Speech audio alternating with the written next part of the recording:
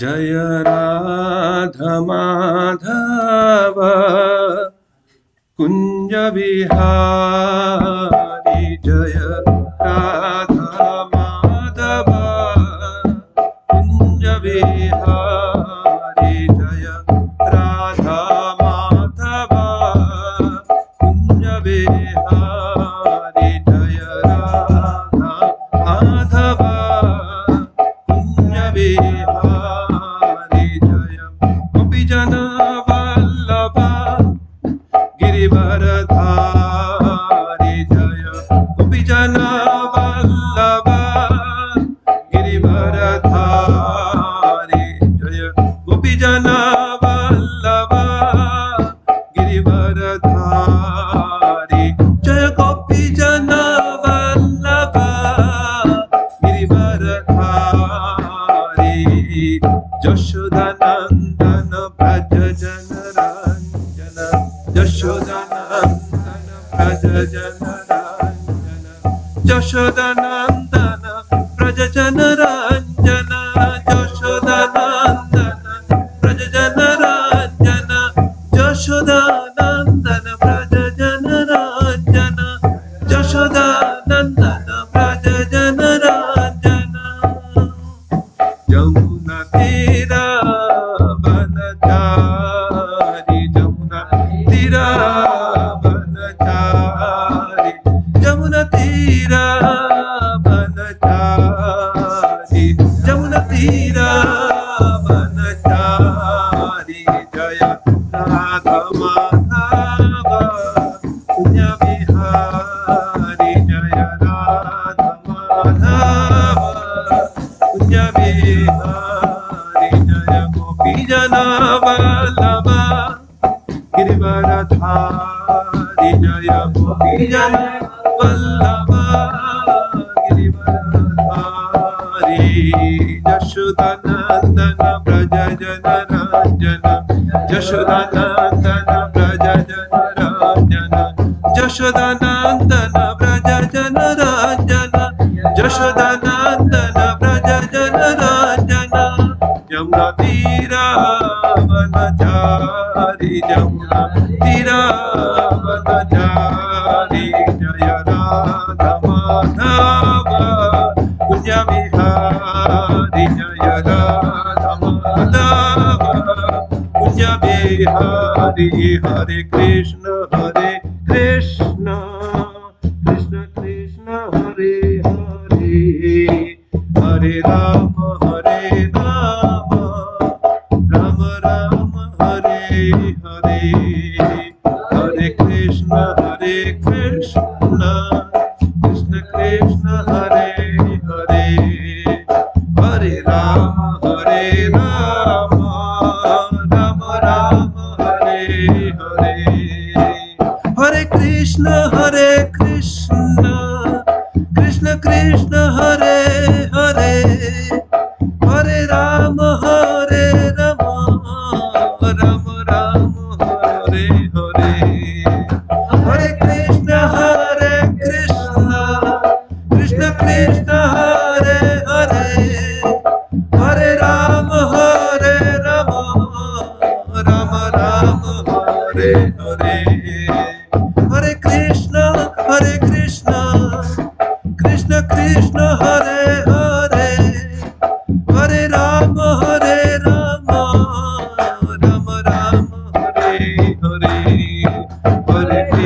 हरे कृष्ण कृष्ण कृष्ण हरे हरे हरे राम राम राम हरे हरे हरे कृष्ण कृष्ण कृष्ण हरे हरे हरे राम राम राम हरे हरे हरे कृष्ण कृष्ण कृष्ण हरे हरे हरे राम राम राम हरे हरे हरे कृष्ण कृष्ण कृष्ण हरे हरे हरे राम राम राम हरे Hare Hare, Hare Krishna, Krishna Krishna, Hare Hare, Hare Rama, Rama Rama, Hare Hare. Jaya Jagannatha, Jagannatha, Baladeva, Jaya Subhadra, Nata Jagannatha, Baladeva, Jaya Subhadra, Jaya Radha Madan Mohan, Radha Madan Mohan Radhe, Jaya Radha Madan Mohan, Radha Madan Mohan Radhe, Jaya Gaura Nitai, Gaura Nitai, Gaura Nitai, Jaya Gaura Nitai, Jaya Gaura Nitai, Gaura Nitai, Gaura Nitai, Jaya Gaura Nitai, Jaya Jaya Prabhupada, Prabhupada, Prabhupada, Prabhupada, Jaya Jaya Prabhupada, Prabhupada, Prabhupada, Jaya Jaya Prabhupada. Shri Shri Jagannath Baldev Subhadra महारानी की जय, श्री श्री राधा मदन मोहन की जय, श्री श्री गौरताय भगवान की जय, श्रील प्रभुपाद की जय, उपस्थित भक्तविंद की जय, अनंत कोटि वैष्णव भक्तविंद की जय, ग्रंथराज श्रीमद् भागवतम की जय, निताय गौर प्रेमानंदे हरि हरि बोल।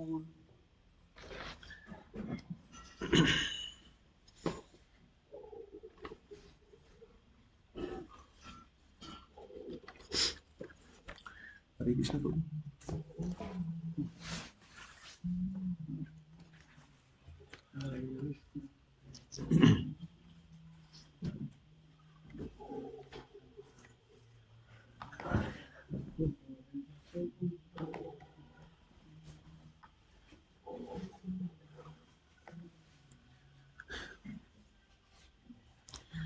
हरे कृष्ण। तो आज का सुबह का श्रीमद् भागवतम का सत्र में जो श्लोक का पाठ हम करेंगे वो है दूसरी स्कंद की 7वें अध्याय की 17वां श्लोक। ये श्लोक जो है वामन देव के ऊपर है, तो अभी आगे जाके हम चर्चा करेंगे। तो सबसे पहले हम श्लोक का उच्चारण करते हैं, अब पीछे पीछे दोहराइएगा।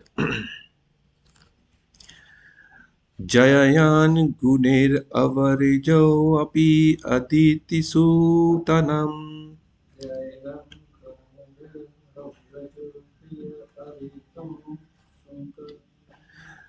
जययान गुणेर अवरजो अपि अदिति सूतनम,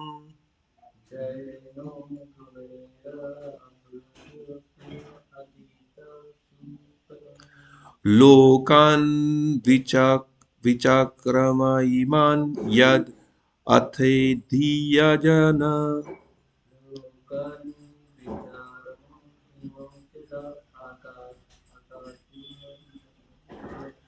लोकान् विचक्रमयिमान् यद् अथेधियजन,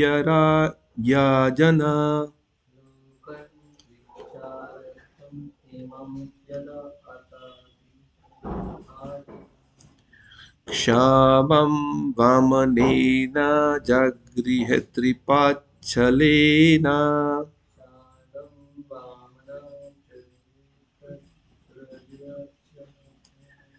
क्षामं वामनेन जगृहत्रिपाच्छलेन,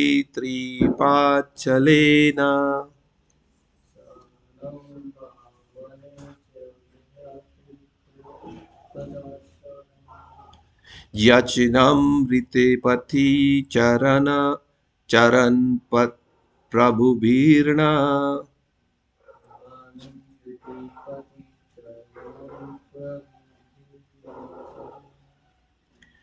जयन् गुणेर अवरजो अपि अदिति सूतनम,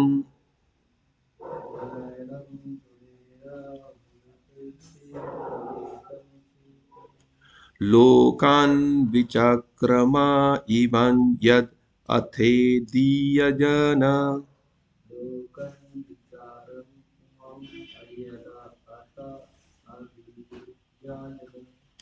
क्षमं वामनेन जगृहे त्रिपादचलेन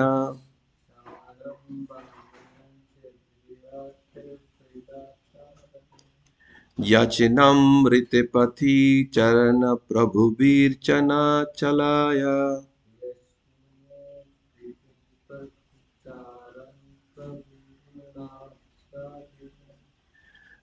जयन् गुणैरवरजो अपि यदितेषु तनम्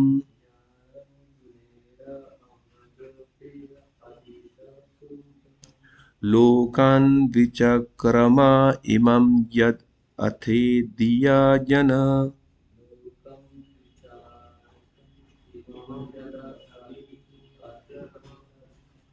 श्यामं वामनेन जगृहे त्रिपादचलेन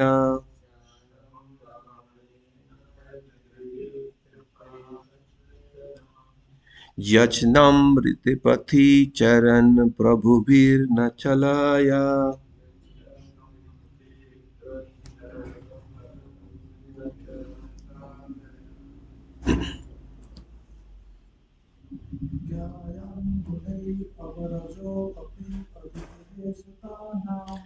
जयान् गुणैरवरजो अपि यदितेषु तनम्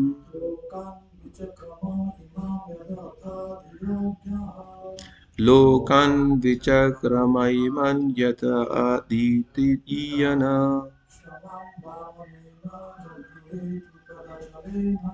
क्षमं वामनेन जगृहे त्रिपादचलेन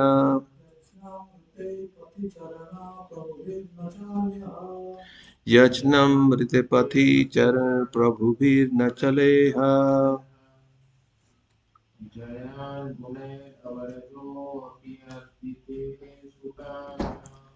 जयन् गुणैरवरजो अपि यदितेषु तनम्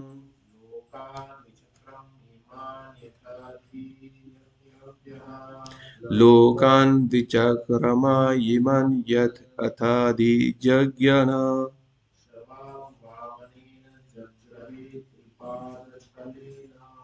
क्षामं वामनेन जगृहे त्रिपादचलेन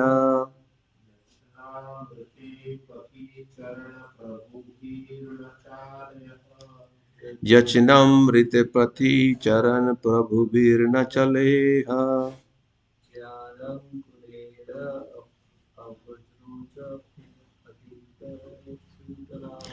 जयन् गुणैरवरजो अपि यदितेषु तनम्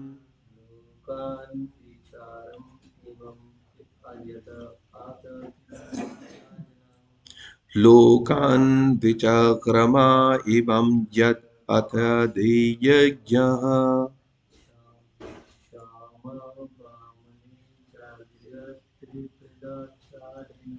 श्यामं वामनेन जगृहे त्रिपादचलेन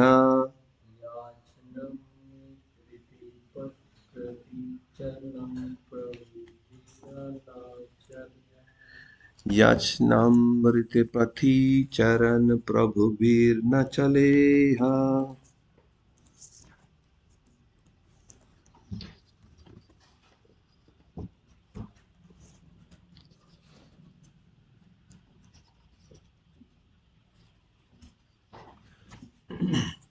हरे कृष्ण।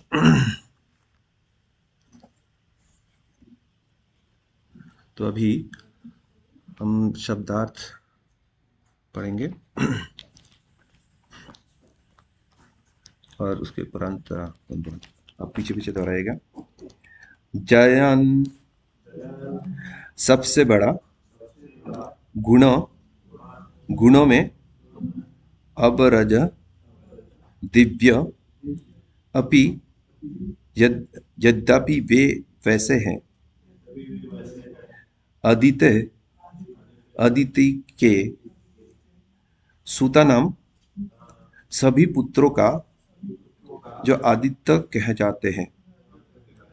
लोकन सभी लोग विचक्र में बढ़कर ईमान इस ब्रह्मांड में यत यो अथ अतः अधियज्ञ श्री भगवान क्षमाम समस्त पृथ्वी वामनेन वामन अवतार में जगृहे स्वीकार किया।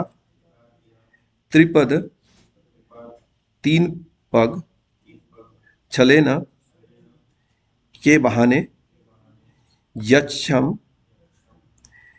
भिक्षा ऋते बिना पथि चरण सत्य मार्ग पर चलते हुए प्रभु भी अधिकारियों द्वारा न कभी नहीं चाल्य से रहित होना। अनुवाद श्रील प्रभुपाद द्वारा। श्रील प्रभुपाद की जय। श्री भगवान समस्त भौतिक गुणों से परे होते हुए भी अदिति के पुत्र आदित्य को गुणों से कहीं बढ़कर थे। वे अदिति के सबसे छोटे पुत्र की रूप में प्रकट हुए और क्योंकि उन्होंने ब्रह्मांड के समस्त ग्रहों को पार किया अतः वे पूर्ण पुरुषोत्तम भगवान है। उन्होंने तीन पग भूमि मांगने की बहाने से उन्होंने बलि महाराज की सारी भूमि ले ली। उन्होंने याचना इसलिए की क्योंकि बिना याचना की सन्मार्ग पर चलने वाले से कोई उसकी अधिकृत संपत्ति नहीं ले सकता। तात्पर्य श्रील प्रभुपाद द्वारा। बलि महाराज तथा उनके द्वारा वामन देव को दान दिए जाने की कथा श्रीमद् भागवतम की अष्टम स्कंद में वर्णित है। बलि महाराज ने प्रामाणिक रूप से अपने बल से ब्रह्मांड के समस्त लोकों को जीत लिया था। कोई भी राजा अपने पराक्रम से अन्य राजाओं को जीत सकता है और ऐसा आधिपत्य अधिकृत समझा जाता है।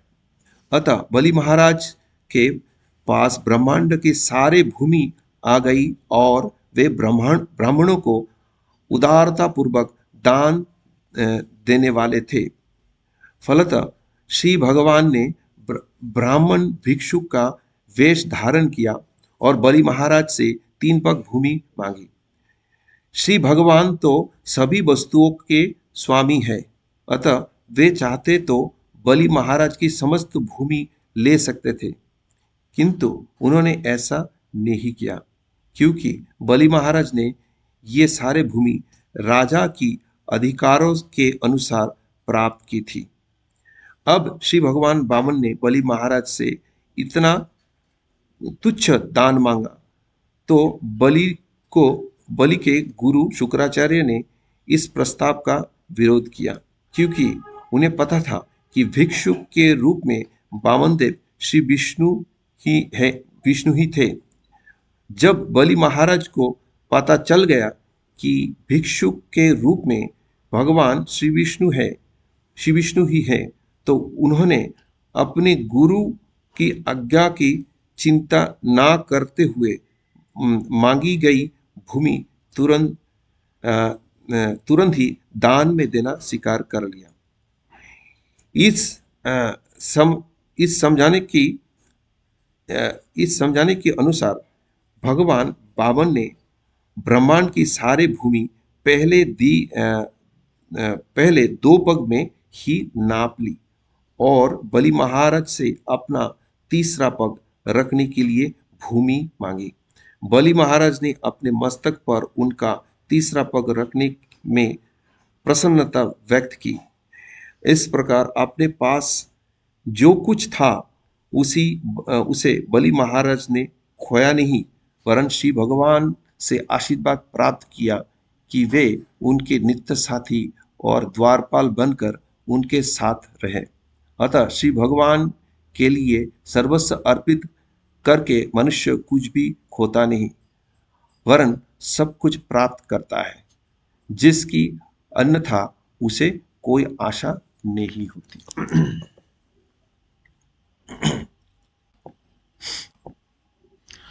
ओम अज्ञानं तिमिरान्धस्य ज्ञानाञ्जनशलाकया चक्षुरुन्मिलितं येन तस्मै श्रीगुरवे नमः। श्रीचैतन्यमनोभीष्टं स्थापितं येन भूतले स्वयं रूप कदा मह्यं ददाति सोपदान्तिकं। वन्देऽहं श्रीगुरो श्रीयुतपदकमलं श्रीगुरून् वैष्णवांश्च श्रीरूपं साग्रजातं सहगना रघुनाथान्वितं तं सजीवं साद्वैतं सावधूतं परिजनसहितं कृष्णचैतन्यदेवं श्रीराधाकृष्णपादान् सहगना ललिता श्रीविशाखान्वितं हे कृष्ण करुणा सिंधु दीनबंधु जगतपते गोपेश गोपिकाकंत राधाकंत नमस्तुते तप्त कंचन गौरांगी राधे वृंदावनेश्वरी वृषभानुसुते देवी प्रणमामि हरिप्रिये वञ्चाकल्पतरुभ्यश्च कृपा सिन्धुभ्य एव च पतितानां पावनेभ्यो वैष्णवेभ्यो नमो नमः। जय श्री कृष्ण चैतन्य प्रभु नित्यानंद श्री अद्वैत गदाधर शिवासादि गौर भक्त वृंद हरे कृष्ण कृष्ण कृष्ण हरे हरे हरे राम राम राम हरे हरे।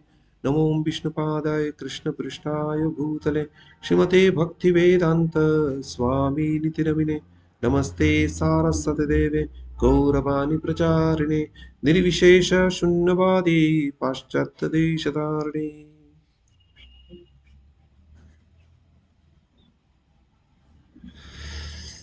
हरे कृष्ण। तो आज हमारे पास दो टॉपिक हैं। पहला तो हम वामन देव के बारे में चर्चा करेंगे और अंत में आज जो भीष्माष्टमी है उसके बारे में थोड़ी बहुत चर्चा करेंगे। तो वामन देव के बारे में जो यहाँ पे ये श्लोक है 17वां श्लोक है, जो 7वें अध्याय दूसरे स्कंद की 7वें अध्याय की 17वां श्लोक है। तो इसमें ब्रह्मा जी जो नारद मुनि के प्रश्न के उत्तर दे रहे हैं कि ये पूरी ब्रह्मांड के रक्षक कौन है, किन की निगरानी में ये ब्रह्मांड चलता है।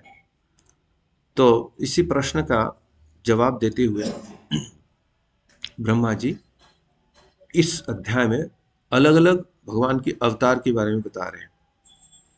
तो इसी सिलसिले में आज का श्लोका है ये वामन देव के बारे में है। तो वामन देव के बारे में विस्तार से 8वें स्कंद में कई अध्याय में वर्णन किया गया है वामन देव की लीला के बारे में। तो वामन देव की जो बहुत बड़े भक्त हैं, जो आत्मसमर्पण की आचार्य है बलि महाराज, उनके बीच में और वामन देव के बीच में इतने सुंदर ये लीला हुआ। तो ब्रह्मा जी के जो पुत्र थे मरीचि, हम ये जानते कि बलि महाराज की और वामन देव की जो कौन सी एंसेस्ट्री कैसे आए। तो ब्रह्मा जी से मरीचि मुनि आए हैं, मरीचि से जो प्रजापति कश्यप मुनि आए हैं, कश्यप से हिरण्यकशिपु, उसके बाद उनके पुत्र प्रहलाद महाराज, देन विरोचना, उनके बाद बलि महाराज, बलि महाराज के बाद बानासुर आए। तो ये जो बलि महाराज, और ये बहुत इंटरेस्टिंग है, भगवान ने ये जो फैमिली है जो कश्यप मुनि की, ये जो लिनिएज है, इसको बहुत ही अजीब तरीके से इनको डेकोरेट किया है चेस बोर्ड की तरह। इसमें ना पहले अगर हम कश्यप मुनि से शुरू करें तो कश्यप मुनि एक भक्त थे, हिरण्यकशिपु अभक्त है, उसके बाद प्रहलाद महाराज भगवान के परम भक्त थे, उसके बाद विरचना वो भी एक दैत्य था, बलि महाराज अगेन भगवान के परम भक्त थे, धन बानासुर भक्त नहीं थे। तो इस तरह मतलब बहुत ही इंटरेस्टिंग कॉम्बिनेशन है। तो उसके बाद हम वामन देव का देखते हैं। तो वामन देव के लिनिएज भी कश्यप मुनि से भी मुनि से आते हैं, ब्रह्मा जी, मरीचि, उसके बाद कश्यप मुनि और अदिति के पुत्र थे वामन देव। तो अदिति जो कश्यप मुनि की कई सारे पत्नी में से अदिति एक पत्नी है, उनके जितने भी पुत्र थे सबको आदित्य कहा जाता है। द्वादश आदित्य, उनके 12 पुत्र थे, उनमें से वामन देव सर्वकनिष्ठ थे। इसके लिए उनको उपेंद्र भी कहा जाता है, क्योंकि इंद्र की कनिष्ठ भ्राता है, इसके लिए उनको उपेंद्र भी कहा जाता है। और वामन देव की और भी बहुत सुंदर सुंदर नाम है, जैसे त्रिविक्रम। उन्होंने 3 पग में पूरे ब्रह्मांड को नाप लिया था, त्रिविक्रम उनके नाम है। तो इसके आगे चलते हैं हम। तो ये कहानी का शुरुआत हुआ इस जो लीला में हम देख सकते हैं कि जैसे कृष्ण को बोला जाता है ब्राह्मण देवाय। तो ब्राह्मण की संतुष्टि होने से हमें क्या प्राप्ति होती है, और ब्राह्मण की असंतुष्टि से हम क्या खो सकते हैं, इस लीला में हम देख सकते हैं। और ब्राह्मणों की जो वो है, जो जगत गुरु भगवान कृष्ण है, वामन देव है, उनकी संतुष्टि से हमें क्या प्राप्त होता है, तो ये हम इस लीला में देखेंगे। तो सर्वप्रथम जो इंद्र, देवराज इंद्र, आज की समय में, अभी के समय जो है इंद्र है, उनका नाम है पुरंदर। तो इंद्र जी, उन्होंने ऐरावत के ऊपर भ्रमण कर रहे थे, और उनका भेंट हुआ दुर्वासा मुनि से, जो भगवान की पूजा करके एक माल्य लेके धारण करके आ रहे थे। तो इंद्र को देखे उनको बहुत आनंद हुआ, तो उन्होंने उनको माल्य दिया। और इंद्र उठाने के जगह ये ऐरावत ने अपने सूंड से उठा के अपने पैर के तले उसको कुचल दिया। तो ये भगवान को अर्पण किया हुआ जो भी है तदीय है। तो तदीय का इतनी बड़ी अपमान होने से दुर्वासा मुनि को बहुत क्रोध हुआ, तो उन्होंने श्राप दिया इंद्र को कि आप श्रीहीन हो जाओ। तो जिस प्रकार शरीर के अंदर आत्मा होता है तो शरीर एनिमेट करता है, चलता रहता है, उसी प्रकार इस लीला में हम देखते हैं ये शक्ति पराक्रम की जो हम बात करते हैं, उसकी जो मेन केंद्र है वो है ब्राह्मणों की आशीर्वाद। ब्राह्मण की आशीर्वाद है तो बड़े बड़े राजा महाराज इंद्र की क्षमता है। श्री श्री जगन्नाथ बलदेव सुभद्रा महारानी की जय, श्री श्री राधा मदन मोहन की जय, श्री श्री गोविंद। तो ब्राह्मण की आशीर्वाद है तो बड़े बड़े राजा महाराज इंद्र की शक्ति है, पराक्रम है, और अगर ब्राह्मण की आशीर्वाद उनके ऊपर से हट गया तो कुछ भी नहीं बचता। तो इस प्रकार बलि महाराज ने शुक्राचार्य, उनके गुरु को संतुष्ट किया। शुक्राचार्य जो भार्गव मतलब भृगु मुनि की वंशधर है। तो शुक्राचार्य ने बहुत सारे यज्ञ किया और उन्होंने एक रथ भी दिया बलि महाराज को। तो इस प्रकार सारे ब्राह्मणों की उन्होंने आशीर्वाद अर्जन किया बलि महाराज ने, तो उनके अंदर बहुत पावर आ गया और स्वर्ग पे हमला बोल डाला उन्होंने। अब इंद्र देख रहे ये बलि महाराज इतनी पराक्रम के साथ, इतनी आत्मविश्वास के साथ आ रहे, तो उनका क्या होगा। अभी अभी परिस्थिति तो कुछ विपरीत लग रहा है।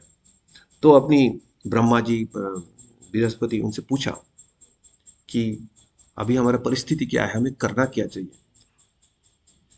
तो उन्होंने बोला कि देखो ऐसा है कि बलि महाराज ने ब्राह्मणों को संतुष्ट किया तो उनके पास सारी शक्ति है, और आपने ब्राह्मणों को असंतुष्ट किया तो आपके पास तो कोई अभी ताकत बचा नहीं। आपके पास एक ही ऑप्शन है, वॉकओवर दे दो। अभी लड़ने का कोई मतलब नहीं है, बहुत नुकसान होगा। तो ये सुन के देवता लोगों ने स्वर्ग से बिना लड़ाई किए वहां से निकल लिए और अलग अलग जगह पे दैत्यों से बच के छुप छुप के रह रहे थे। और बलि महाराज ने पूरा ये त्रिभुवन पे उनका आधिपत्य जमा दिया। तो इन्होंने अपनी पराक्रम से जीता तो इनके अपना ही माना जाएगा। क्षत्रिय का ऐसा ही है, अपनी ताकत से अगर दूसरे राज्य को जीतते हैं तो उनका ये अपनी ही संपत्ति माना जाता है। तो अभी ये सारे अपने ही हो गए। अब लड़ नहीं सकते हैं तो ये संपत्ति वापस कैसे आ सकता है। और इंद्र को राज्य करना है, और अदिति जो है उनकी 12 पुत्र का, तब तक 11 पुत्र की हालत ऐसे देख के उनके मन में इतना दुख हुआ तो उन्होंने काश्यप मुनि अपने पति से प्रार्थना किया कि इसका कोई हल ढूंढे, तो उनको एक पुत्र दे ताकि इस परिस्थिति से वो उनको बाहर निकाले। तो उसके बाद काश्यप मुनि ने उनको पयव्रत पालन करने के लिए बोला। जो दूध पी के जो व्रत किया जाता है उसमें और भी कई सारे नियम है, तो वो पालन करने के लिए अदिति को उन्होंने सलाह दिया। तो अदिति ने बहुत निष्ठा के साथ ये पयव्रत पालन किया। तो इससे भगवान बहुत संतुष्ट हुए, और भगवान जिस प्रकार कृष्ण आविर्भूत हुए थे, पूरा शंख चक्र गदा पद्म लेके पूरा, तो इस प्रकार भगवान ने भी, वामन देव ने भी ऐसे विष्णु के रूप में आविर्भूत हुए। और भगवान ने तो ये जब जन्म जन्म की समय पर, उसके पहले उन्होंने आविर्भूत होके अदिति को ये आशीर्वाद दिया कि तुम्हारे पुत्र के रूप में मैं आविर्भूत होऊंगा। और ये जो इतनी कॉन्फिडेंशियल चीज है, ये किसी को बताना मत। अगर नहीं बताओगे तभी ये सक्सेसफुल होगा। तो ये बहुत बड़ी सीख है, तो कॉन्फिडेंशियल चीजें हैं, तो ये किसी को नहीं बताया जाता तभी सक्सेस मिलेगा उसमें। और किसी ने पूछा भी तो भी किसी को मत बताना। यदि कोई पूछे भी, ये बात किसी को न बताए। जो बात अत्यंत गोपनीय है उसे गुप्त रखने से ही सफलता मिलती है।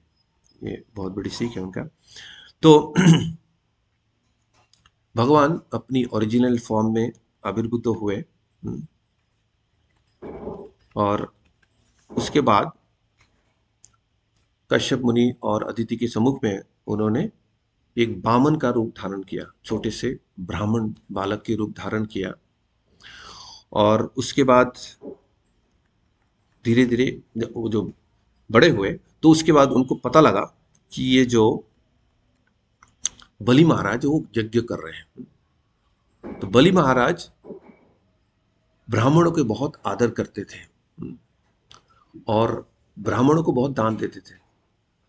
तो इस प्रकार बलि महाराज सब कुछ सही तो कर रहे थे, वो तो एक भक्त थे, तो सब कुछ सही कर रहे थे। इस हालत में ना तो कोई लड़ सकता है, ना तो कोई विरोध कर सकता है। एक ही बात है, वो ब्राह्मणों को दान दे रहे थे। भगवान की नजर में ये आ गई।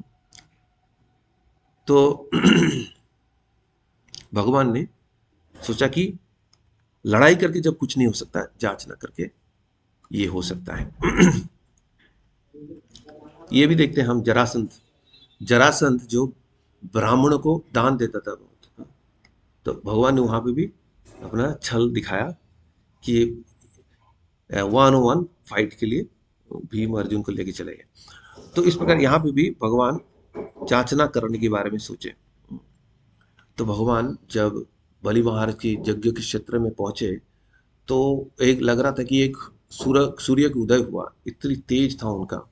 हाँ, तो वहां पे वो पहुंचे, तो रास्ते में जब जा रहे थे, उनकी पैर की वजन से धरती जैसे नीचे धंसता जा रहा था ऐसे। तो जब वामन देव वहां पहुंचे, तो बलि महाराज बहुत प्रसन्न हुए उनको देख के, और उनको बोले कि आपको क्या चाहिए? आपको, आप दान मांगने के लिए आए हो, आप दान में आपको जो चाहिए आप बोलो। आपको कोई गांव चाहिए, शहर चाहिए, सैन्य संपत्ति, ब्राह्मण स्त्री चाहिए विवाह करने के लिए, या आपको कोई भी संपत्ति, कुछ भी चाहिए आपको, आप बताइए, आपको हम देंगे। तो तो भगवान बोलते बलि महाराज को कि मैं एक ब्राह्मण हूं, और ब्राह्मण को इतना लोभी नहीं होना चाहिए। तो मुझे अपनी पैर के हिसाब से 3 पग जमीन चाहिए, बस इतना ही मेरा वो है, प्रार्थना है। और उसके साथ साथ भगवान ने उसके पूरा लीनिएज का सबके बारे में बता दिया कि सब दान दक्षिणा देने में कितनी माहिर है। प्रहलाद महाराज, हिरण्यकशिपु, सब दान दक्षिणा देने में बहुत माहिर है, तो आपसे भी ऐसे ही मैं अपेक्षा करता हूँ। तो ऐसे बोल के भगवान ने अच्छी तरह से उनको बताया। तो बलि महाराज तो ऐसे ही दान देने में बहुत वो है, तो उन्होंने बोला ठीक है, आपको जो चाहिए आप बताइए, पर ये जो 3 पग आपने मांगा है, आपकी, आप बालक हो, अपनी कद के हिसाब से 3 पग तो बहुत कम जमीन है, आप और कुछ मांगो। मेरे से मांगने के बाद आपको और किसी के पास जाने की कोई आवश्यकता नहीं होना चाहिए, इस प्रकार से आप मांगिए। तो बोला नहीं, मुझे ऐसे ही मांगना है। अगर हम लोभ करेंगे तो पूरी त्रिभुवन हर चीज अगर हम प्राप्त कर लेंगे तब भी हम संतुष्ट नहीं हो सकते। हम्म, और संतुष्ट से हमें थोड़ी सी भी प्राप्त हो उससे हम पूरी तरह से संतुष्ट रहेंगे। तो कहते हैं ना कि the world is enough for everybody's need and the world is not enough for one person's greed। कि अगर हम लोभ करते हैं तो पूरी दुनिया एक व्यक्ति के लिए काफी नहीं है। पर इस जगत में इतने सारे लोग एक साथ रह रहे और बहुत आनंद से और आनंद से रह सकते हैं अगर अपनी आवश्यकता के हिसाब से अगर जीते हैं। क्योंकि कहीं कहीं पे इस जगत में लोग बहुत ज्यादा कंज्यूम करते हैं, कंज्यूमरिज्म इतनी ज्यादा है, इसके चलते दूसरी जगह पे लोगों का शोषण होता है, लोगों को सब कुछ उपयुक्त मात्रा में नहीं मिल पाता है। तो जब ऐसे उन्होंने बोला तो शुक्राचार्य जो बलि महाराज के गुरु, उन्होंने बोला कि भाई ये तो उनको सब पता है, मतलब ये तो विष्णु है, वामन की रूप लेके आए हैं, ये 3 पग जमीन मांग रहे हैं, 3 पग में पूरी ब्रह्मांड को नाप डालेंगे, आपके पास बचेगा ही नहीं कुछ। अब शुक्राचार्य ये भी देख रहे हैं इनके पास अगर कुछ नहीं बचेगा तो मेरे पास भी कुछ नहीं बचेगा। तो आप अगर ऐसे दोगे, ऐसे दान करोगे तो आपके पास कुछ नहीं बचेगा, आपका धर्म कर्म ऐसे चलेगा कैसे। तो बलि महाराज ने बोला कि मैंने तो बोल दिया देने के लिए, अब इससे मैं वापस नहीं जाऊंगा, इनको मैं दान दूंगा। शुक्राचार्य बोलते हैं ऐसा कुछ नहीं, आप जब भी कुछ ऐसे प्रण करते हो उस पे आप ओम बोलोगे तब जाके ये सच माना जाएगा। आपने तो ऐसे कुछ बोला नहीं, आप तो आप बोलो कि नो बोल दो, मना कर दो, नहीं देना है। तो उन्होंने इस बात पे एक तरह से गुरु का इंस्ट्रक्शन को मना कर दिया, इसका मतलब एक तरह से गुरु त्याग कर दिया। उन्होंने बोला नहीं, मैं तो भगवान को दान दूंगा ही, मैंने प्रण ले लिया। तो शुक्राचार्य इस बात पे क्रोधित हो गए और उनको श्राप दे दिया कि आप श्री हो जाओ। तब एक के बाद एक श्राप मिलता जा रहा है। इस तरह से ये एक ब्राह्मण को हाँ असंतुष्ट कर दिया उन्होंने। तो इसका मतलब जो पहले का जो फेवर उनको मिला हुआ था अब वो फेवर चला जाएगा। अब बात यह है कि उन्होंने बोला कि ठीक है, अभी पानी छू के मैं ये शपथ लेता हूँ कि मैं आपको दान दे रहा हूँ। तो जब ये बात हो गई तो वामन देव अपने अपने शरीर को धीरे धीरे विस्तार करने लगे। विस्तार करके एक पग में उन्हें पूरा धरती को नाप लिया और दूसरी पग में वो पूरे अपर प्लानिटरी सिस्टम तक पूरा सत्यलोक तक नाप लिया। और वहां पे उनकी उंगली से जो ब्रह्मांड में जो हो गए छेद हुए उसमें गंगा जी बहने लगे। तो अब 2 पग में पूरा नाप लिया, तीसरी पग रखने के लिए कोई जगह बचा नहीं। तो उन्होंने वामन देव ने बलि महाराज को बोला कि अगर आपने जो वचन दिया वो पूरी नहीं होगा ना तो आपको जहन्नम में जाना पड़ेगा, नरक में जाना पड़ेगा। हाँ, क्योंकि ये आपके बाद झूठी स्थापित हो जाएगा। तो बलि महाराज कहते हैं कि अपनी जो वो है ना सम्मान है, उसको रक्षा करने के लिए आदमी को कुछ भी करना चाहिए, चाहे कुछ भी खोना पड़े तो खोना पड़े। रेपुटेशन जो है ना, रेपुटेशन को किसी भी हालत पे नहीं खोना चाहिए।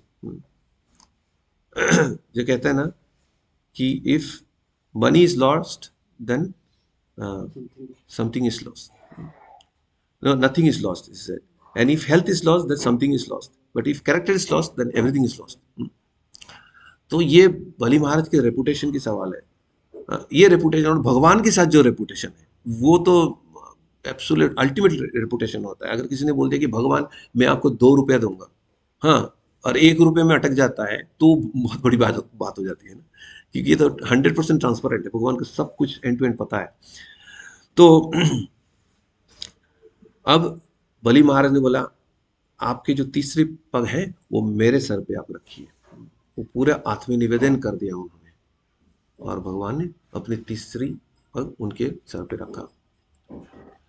तो भगवान अंदर ही अंदर बहुत संतुष्ट हुए बलि महाराज के ऊपर और देवता लोग भी पुष्प वृष्टि करने लगे। और भगवान ने उसके बाद क्या किया, जो गरुड़ को इशारा किया तो गरुड़ ने उनको वरुण पाश से बांध लिया। अब बात ये कि जो करना था वो तो हमने किया, जो प्रॉमिस किया था 3 पग आपको देंगे वो हमने दिया। इसके बावजूद भी भगवान ने अपनी जो पूर्ण तरीके से समर्पित, इस इनसे ज्यादा समर्पित और कोई भक्त नहीं मिलेगा, उनको उन्होंने वरुण पाश से बांध लिया जैसे कोई क्रिमिनल है। अब वहां पे ब्रह्मा जी भी उपस्थित हो गए, प्रहलाद महाराज, उनके वर्णन है कि बहुत लंबे कद के थे। प्रहलाद महाराज भी वहां उपस्थित हो गए। सो अपने अपने प्रहलाद महाराज ने बोला कि आपने जो उनको बांधा ना, बहुत अच्छा किया। सबके अपने अपने मत है और उन्होंने अलग अलग तरीके से ग्लोरीफाई किया। ब्रह्मा जी ने बोले नहीं नहीं, ये इनको कैसे बांधा, ये तो पूरी तरह से समर्पित है, इनको कैसे बांध लिया आपने।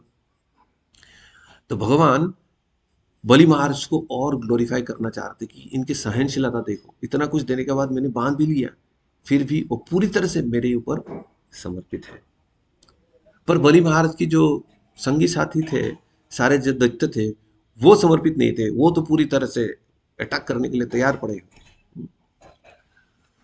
तो वामन देव की भी साथी थे, उन्होंने उनका हिसाब किताब बराबर कर दिया। अब उसके बाद बलि महाराज ने संतुष्ट हुए, तो उनके वरुण पाश से उनको मुक्त किया और उनको बोला कि देखो, आप सुतल लोक में जाओ, सुतल लोक में जाके रहो, मैं तुम्हारा द्वारपाल बनूंगा और तुम्हारा रक्षा करूंगा और तुम शांति से वहां पे रहो। और जो वर्णन है श्रीमद् भागवतम में कि अगले मनंतर में यही बलि महाराज पुरंदर की जगह पे ये इंद्र बनेंगे। तो पुरंदर जो इंद्र है, अभी इंद्र पद में रहते रहते उनका एक आसक्ति बन जाएगा। तो भगवान इंद्र से ये स्वर्ग के आधिपत्य छीन के बलि महाराज को देंगे।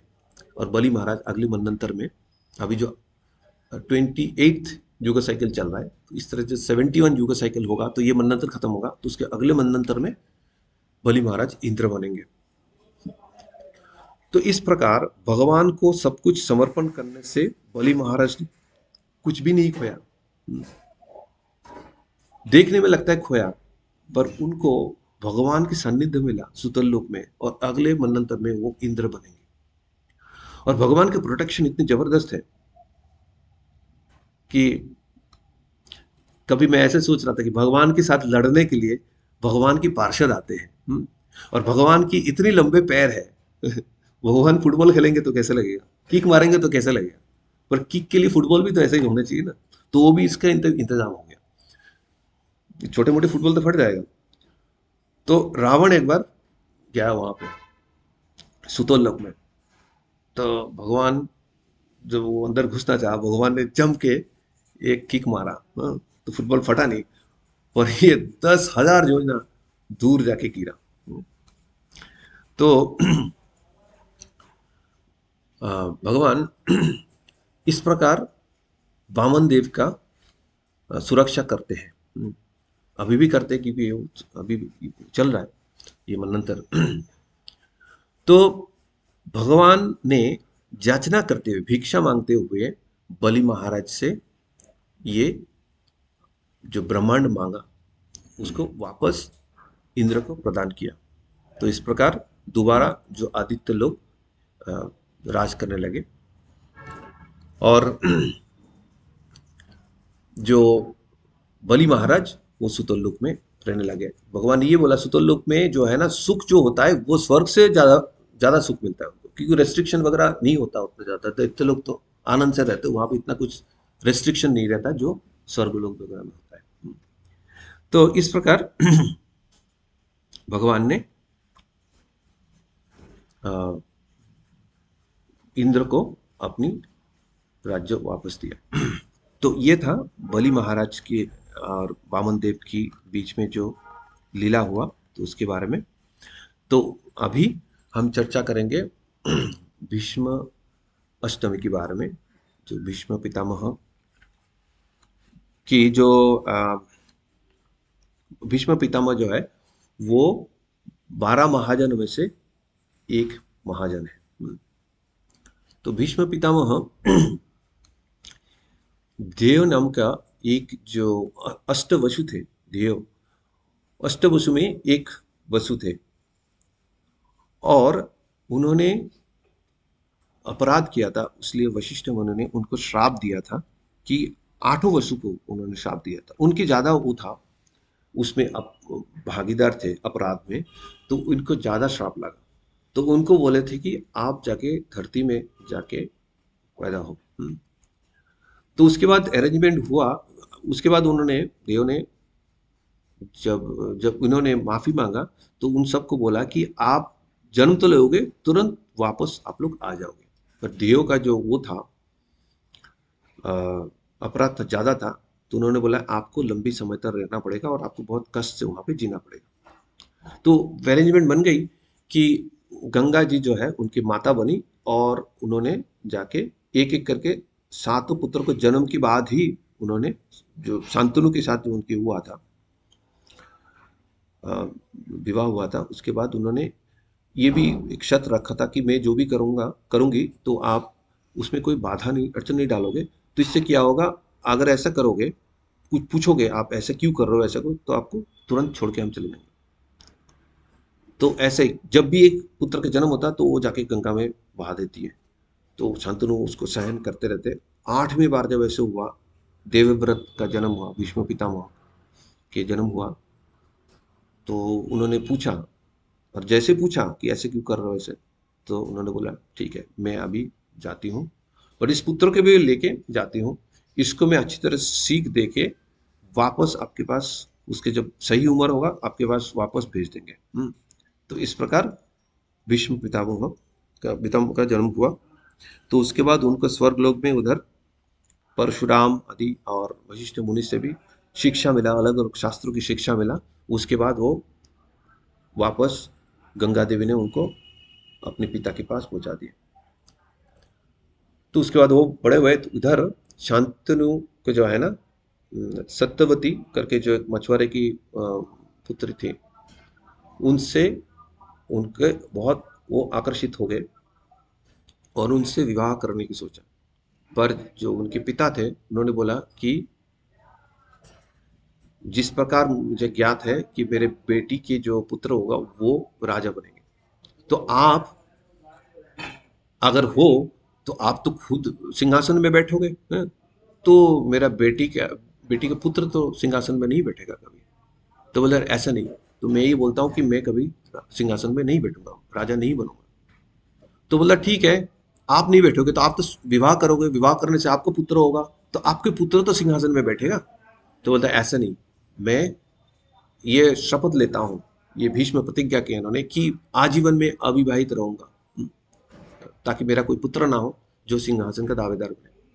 तो इस बात पे देवता लोग भी संतुष्ट होकर पुष्प वर्षा किए, और इस प्रकार शांतनु के साथ जो सत्यवती की विवाह हो गई।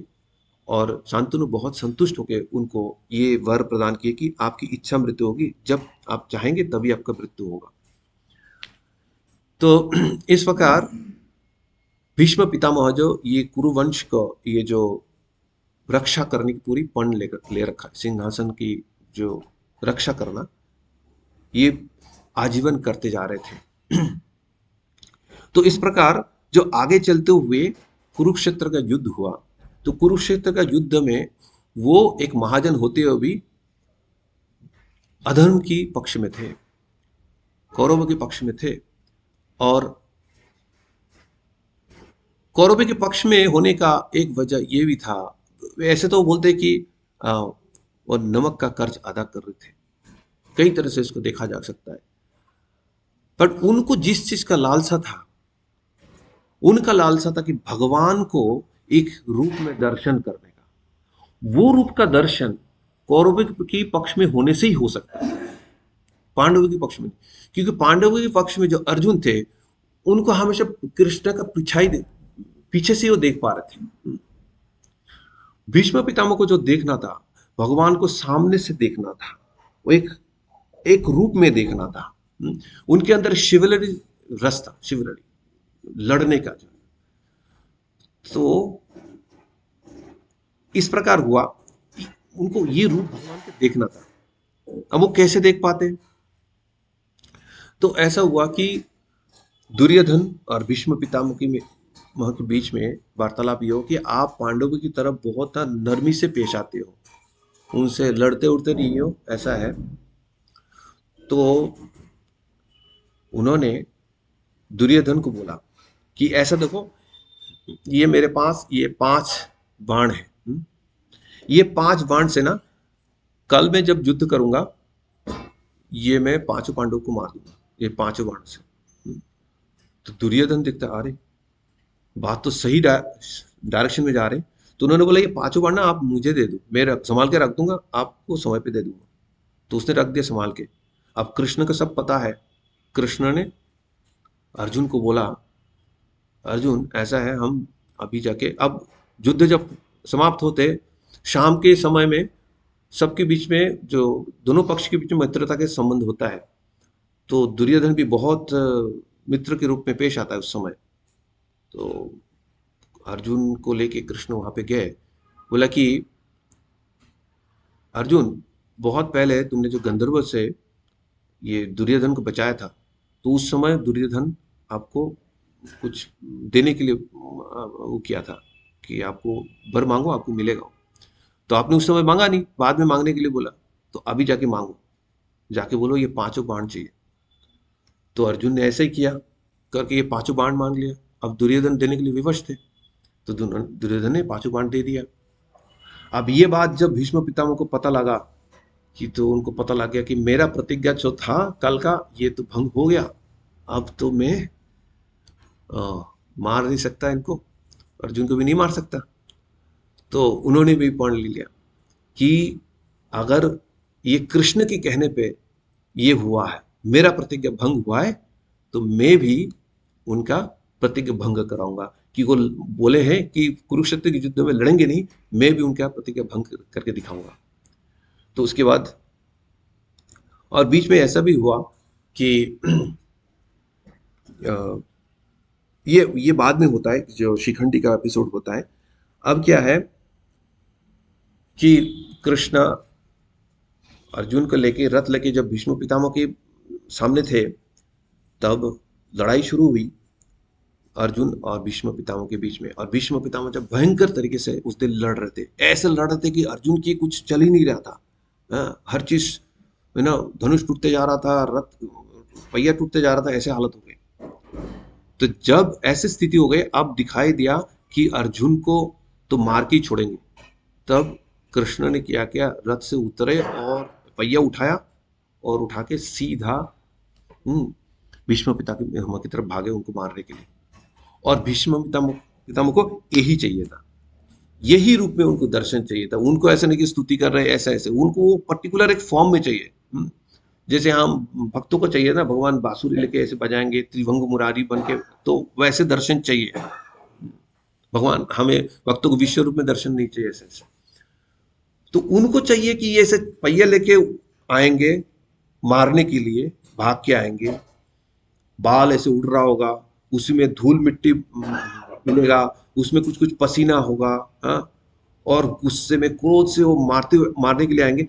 यही चाहिए था। अभी पूरा फोटोग्राफी पिक्चर लेने के लिए पिक्चर परफेक्ट बन गया, अभी क्लिक करना है। अभी जो क्लिकिंग पोजीशन में आ गए, तब अपने शस्त्र उस्त्र सारे छोड़ दे, बस अभी रिलीज कर रहे हैं। यही तो भगवान का रूप मुझे देखना था। और पीछे से अर्जुन ने पैर पकड़ रखा कि अब रुक जाओ, ये आप मत करो, उनको अटैक। तो भीष्म पितामह का जो जिस रूप को उनको दर्शन करना है, उनको दर्शन करना है पार्थ सारथी का रूप दर्शन करना है।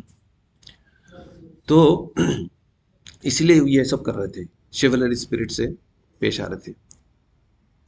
तो उसके बाद अगेन कृष्ण ने उनको सुझाव दिया कि जाके भीष्म पितामह से जाके पूछो कि उनका वध कैसे हो सकता है। तो जब पांडवों ने पूछा, तो उन्होंने बोला, तो आनंदित हो गए क्योंकि उनको भी शरीर छोड़ना था। तो उन्होंने बोला, ऐसा है, शिखंडी का कहानी पूरा बताया कि शिखंडी को अगर आप बिठा के रखोगे रथ के सामने, तो मैं बाण नहीं चलाऊंगा और अर्जुन बाण चला सकता है। तो इस प्रकार उन्होंने सुझाव दिया। तो अगले दिन ऐसा ही हुआ, शिखंडी को बिठा के रखा, और शिखंडी का जीवन का यही उद्देश्य था। अंबिका अंबालिका 3 कन्या थे, तो उसमें से अम्बा ये थी, शिखंडी, जो जिनको भीष्म पितामह ने, मैं जल्दी में बता रहा हूँ, उठा के लिया था शादी कराने के लिए विचित्रवीर्य से। तो उस समय अम्बा और किसी को पसंद करती थी, तो शल्व से। और जब वो बताई तो बोले कि ठीक है, आप शल्व से जाके शादी कर लो। शल्व ने बोला नहीं, भीष्म पिता ने उठा लिया तो हम आपको शादी नहीं करेंगे। तो दोबारा आए, तो उसके बाद भीष्म पितामह से बोले कि आप मुझसे विवाह कर लो। तो उन्होंने बोला मैं नहीं करूंगा, क्योंकि मैंने तो पन ले रखा है, मैं किसी से नहीं करूंगा। तो उसके बाद वो गए परशुराम के पास, उनके गुरु के पास, कि आप इनको मनाओ। तो इसी बात पे परशुराम और भीष्म पितामह के बीच में युद्ध हो गए, जिसमें अपने गुरु को भी परास्त कर दिया भीष्म पितामह। तो अंत में ऐसा हुआ, जब कोई बात बनी नहीं, तो अम्बा ने जाके बहुत कठोर तपस्या किया और अगले जन्म में शिखंडी, मतलब वो भीष्म पितामह की वध की कारण बन के जन्म लिए। तो वो शिखंडी अभी रथ के सामने बैठे थे, और भीष्म पितामह बाण नहीं चला रहे थे, और अर्जुन आराम आराम से बाण चला रहे थे ताकि कुछ क्षति ना पहुंचे। तो इस बात पे भीष्म पितामह लोग नहीं, कठोर तरीके से बाण चलाओ ताकि तो अब इस बात पे वो कोई पॉइंट है कि आसपास, प्लग पॉइंट है आसपास, दूर। तो आ, उसके बाद अर्जुन ने बाण चलाने लगे, तो एक एक करके बाण उनको विदीर्ण करते हुए आर पार हो गए।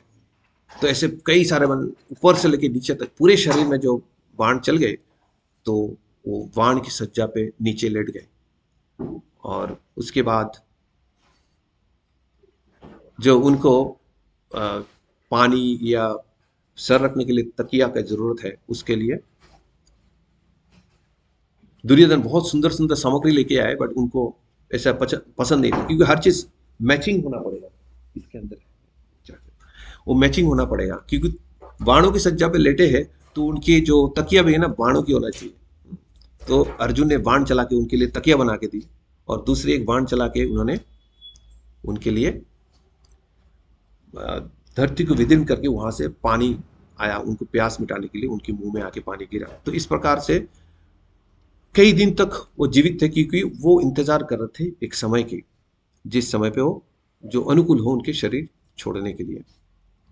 अब जो कुरुक्षेत्र के युद्ध समाप्त हो गए, और उस युद्ध में पांडव लोग विजय प्राप्त किए। पर युधिष्ठिर महाराज के मन में बहुत दुख था, क्योंकि उनको लगता था कि उन्हीं के कारण ये सब कुछ हुआ। तो उन्होंने जाके, तो उसके बाद भगवान कृष्ण से पूछे कि मेरा मन विचलित हो रहा है। तो कृष्ण थोड़ा बहुत उनको समझाने की कोशिश किया, बट उनको पता था कि इससे वो पूरी तरह से समझ नहीं पाएंगे। वो भगवान की वो था, क्योंकि वो चाहते थे कि भीष्म पितामह ग्लोरीफाई हो। तो उसके बाद उन्होंने पांडवों को लेके भीष्म पितामह के सामने ले गए। अब ऐसे जब इतने बाणों पे लेटे हुए हैं, तो इस हालत पे कोई कैसे कुछ बोल सकता है? तो ये भगवान की कृपा है। भगवान ने वो जो उनकी पीड़ा थी, उस पीड़ा को उन्होंने कम कर दिया, ताकि वो प्रवचन दे सके। तो भीष्म पितामह ने बहुत सुंदर प्रवचन दिया युधिष्ठिर महाराज को शांत करने के लिए, बहुत सुंदर प्रवचन दिया, और इस प्रकार युधिष्ठिर महाराज शांत हुए। उसके बाद ये भीष्म पितामह का शरीर छोड़ने का समय हो गया। तो वही जो उत्तरायण का इंतजार कर रहे थे, सूरज की उत्तर की तरफ, उत्तर की दिशा में जो गमन है, संक्रांति के बाद मकर संक्रांति जो गया, तो उसके लिए वो इंतजार कर रहे थे। बट असली इंतजार तो ये था कि भगवान की दर्शन हो। जब पार्थ सारथी, उनके जो आराध्य देवता है पार्थ सारथी के दर्शन हो, और पार्थ सारथी के दर्शन करते हुए उन्होंने शरीर छोड़ दिए। तो भीष्म पितामह वैकुंठ निवासी है।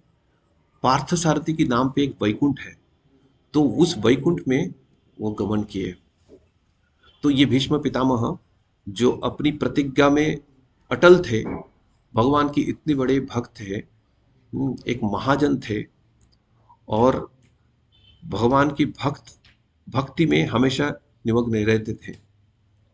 तो ऐसे भक्त जो है,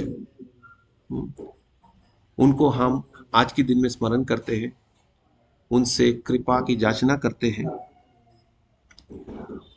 ये भीष्म पितामह भगवान को इतना याद करते हैं कि भगवान एक समय जब पांडवों के साथ थे, एकदम पूरा ध्यान में मग्न थे।